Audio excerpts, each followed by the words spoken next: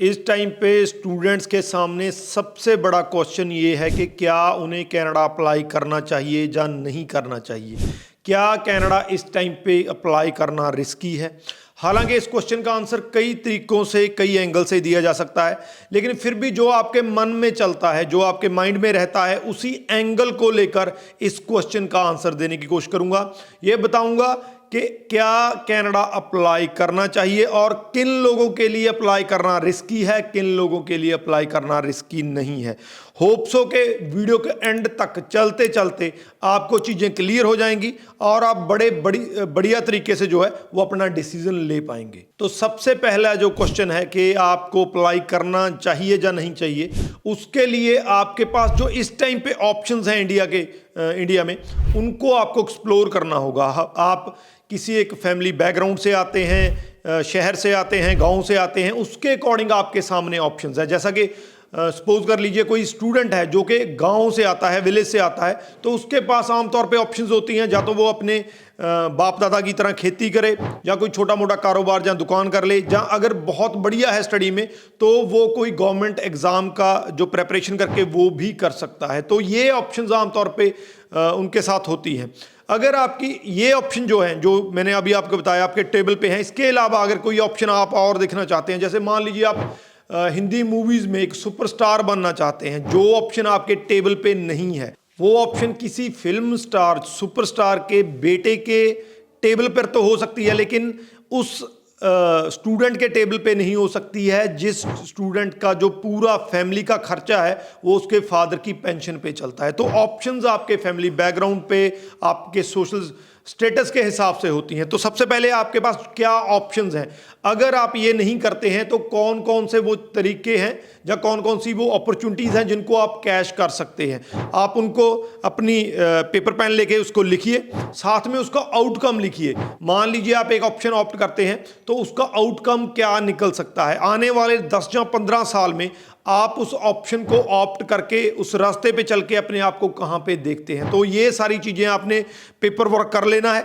जब ये paper work हो जाएगा तो आपको एक पिक्चर क्लियर हो जाएगी कि अगर जो ऑप्शंस आपके पास इस टाइम पे हैं, उन ऑप्शंस में अगर कोई भी ऑप्शन आप ऑप्ट करते हैं तो आपका फ्यूचर क्या हो सकता है। अगर वो फ्यूचर आपके ड्रीम्स, आपके गोल्स के साथ अलाइन करता है, आपको लगता है कि मेरा जो गोल है लाइफ का, जैसे मैंने अपनी लाइफ जीनी है, वो इन ऑप्शंस के चलते पॉसिबल हो सकती है, तो आपको कहीं पे भी जाने की ज़रूरत नहीं है। आप अपने घर पे बैठिए, जो अपॉर्चुनिटी आपके सामने है उसको कैश कीजिए, अपने माँ बाप, अपने भाई बहन के साथ जो है अपनी लाइफ जो है वो इंजॉय कीजिए। तो ये आपका जो है, अगर वो जो अपॉर्चुनिटीज़ इस टाइम पे आपके पास हैं, जो ऑप्शंस आपके पास हैं, उनमें से कोई भी चीज़ आपको पसंद नहीं है, आपके गोल्स और ड्रीम्स उनके साथ अलाइन नहीं करते हैं, वो डिफरेंट टाइप के हैं, तो आपके लिए ये बेस्ट है कि आप कहीं पे भी, अकेले कनाडा नहीं, कनाडा, यूएसए, यूके, ऑस्ट्रेलिया, जो भी कंट्री आपको बढ़िया लगता है, जिसमें आपका प्रोफाइल फिट बैठता है, तो उसके लिए आप अप्लाई कर सकते हैं। इसमें भी 2-3 चीज़ें हैं कि आप किसी और ऑप्शन को ना लेकर यही ऑप्शन क्यों चूज करें। सबसे पहला, क्योंकि ये वो कंट्रीज हैं जिसमें अपॉर्चुनिटीज बहुत ज़्यादा हैं, तो आपके सक्सेस के चांसेस बहुत ज़्यादा बढ़ जाते हैं। आप किसी भी कंट्री में अगर स्टडी के लिए जाते हैं तो वहाँ पे आपको बहुत सी अपॉर्चुनिटीज मिलती हैं, आप ग्रो कर सकते हैं। दूसरा, ये कंट्री जो है इनमें बेसिकली जो है इमिग्रेशन बहुत बड़ा रोल प्ले करता है, तो जो भी इमिग्रेंट्स जाते हैं वो बिल्कुल जीरो से, स्क्रैच से अपनी लाइफ स्टार्ट करते हैं। तो आपको बहुत सी ऐसी एग्जांपल्स मिल जाएंगी वहाँ पे, जो लाइफ आप जो अपने लिए देखते हैं वो ऑलरेडी वो लाइफ जो है वो कर चुके हैं। तो आपको बहुत सी एग्जांपल, बहुत सी इंस्पिरेशन इसमें मिल जाती है। और लास्ट में आप छोटे से छोटा, स्मॉल से शुरू कर सकते हैं। जैसे इंडिया में टैबू है कि आप ये जॉब नहीं कर सकते हैं, ये छोटा धंधा है, ये बड़ा काम है, तो ऐसा वहाँ पे कोई टैबू नहीं है। वहाँ पे जो स्टूडेंट हैं वो रेस्टोरेंट्स में भी काम करते हैं, सैलून्स में भी काम करते हैं, मॉल्स में भी काम करते हैं, तो वहाँ पे कोई छोटा बड़ा नहीं है काम के हिसाब से। जो भी काम है वो काम है। आप छोटे से छोटे काम से शुरू कर सकते हैं, उससे शुरू करके आप कहीं पे भी पहुँच सकते हैं। तो ये एडवांटेज जो होते हैं, अब किसी भी जो पॉपुलर डेस्टिनेशन है, बढ़िया कंट्री हैं, उसमें अगर आप जाते हैं तो आपके पास ये ऑप्शंस रहती हैं, ये जो अपॉर्चुनिटीज़ आप रहती हैं वो आप जाके कैश कर सकते हैं। तो अगर आपकी इंडिया में जो आपके पास ऑप्शंस हैं, इंडिया के पास जो अपॉर्चुनिटीज़ हैं वो आपके पास जो है वो आपको सूट नहीं करती हैं तो डेफिनेटली आप कनाडा अप्लाई कीजिए, कोई दिक्कत नहीं है, आप कोई भी कंट्री अप्लाई कर सकते हैं। दूसरा है क्या इसमें रिस्क है।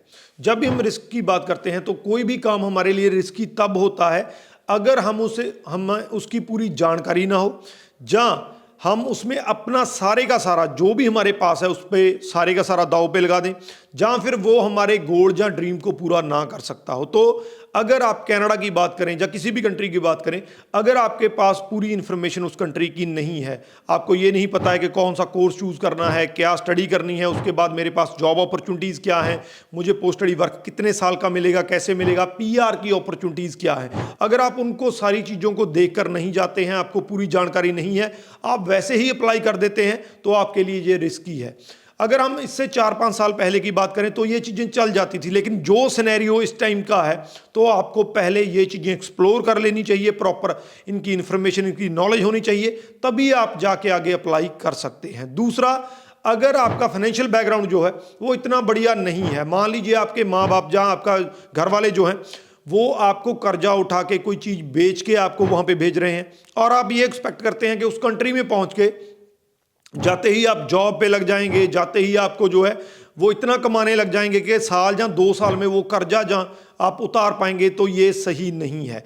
अगर आपका फाइनेंशियल बैकग्राउंड ऐसा नहीं है कि आने वाले साल 6 महीनों में आप सरवाइव नहीं कर सकते हैं विदाउट जॉब, तो आपके लिए ये रिस्की हो सकता है। तो अगर आपका फाइनेंशियल बैकग्राउंड बहुत बढ़िया है जिसमें आप जो विदाउट जॉब की ये सरवाइव कर सकते हैं, तो ये आपके लिए सही है। और तीसरा, जो भी आपके ड्रीम है अपनी लाइफ को लेकर, जो भी आपके गोल्स हैं, वो कंट्री जिसमें आप पढ़ने के लिए जा रहे हैं, क्या वो ड्रीम्स को, क्या वो गोल्स को जो है वो पूरा कर सकता है। आप वहाँ पे हायर स्टडी के लिए जा रहे हैं, जहाँ आप वहाँ पे सेटल होने के लिए जा रहे हैं, पैसा कमाने के लिए जा रहे हैं, जो भी आपका गोल है, क्या वो जो कंट्री है जिसमें आप अप्लाई कर रहे हैं वो उस गोल को पूरा कर रहा है। तो ये अगर तीनों चीज़ें इसमें आपको यस मिलता है तो आपका रिस्क मिनिमाइज हो जाता है, उसमें ऐसा कोई रिस्क नहीं है।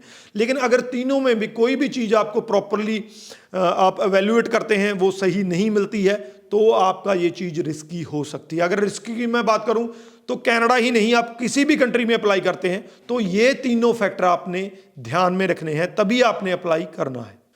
तो आप जो इंडिया की ऑप्शंस हैं आपके पास, उनको एवेल्युएट कीजिए, ये देखिए कि वो ऑप्शंस आपके लिए सूट करती हैं कि नहीं करती हैं। अगर वो सूट नहीं करती हैं, कनाडा जाना, यूएस जाना, ऑस्ट्रेलिया जाके आप अपनी लाइफ को बेटर कर सकते हैं, अपने गोल्स को अचीव कर सकते हैं, तो डेफिनेटली आप स्टडी वीज़ा पे जाइए, बहुत बढ़िया ऑप्शन है। और रिस्क की बात करूं, अगर ये फैक्टर जो मैंने आपको बताए तीनों आपके लिए सही बैठते हैं तो आपके लिए कोई रिस्क नहीं है, आप कभी भी जा सकते हैं, अपनी लाइफ को प्रॉपरली सेट कर सकते हैं।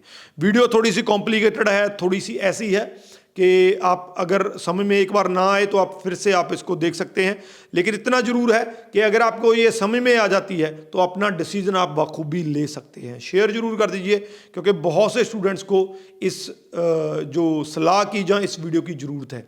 बाकी इस वीडियो के रिगार्डिंग कोई क्वेश्चन है, आप अभी भी डिसाइड नहीं कर पा रहे हैं, तो नीचे लिख दीजिए, मैं कोशिश करूँगा कि मैं आपकी इसमें हेल्प कर सकूँ। राजवीर चहल, थैंक यू सो मच।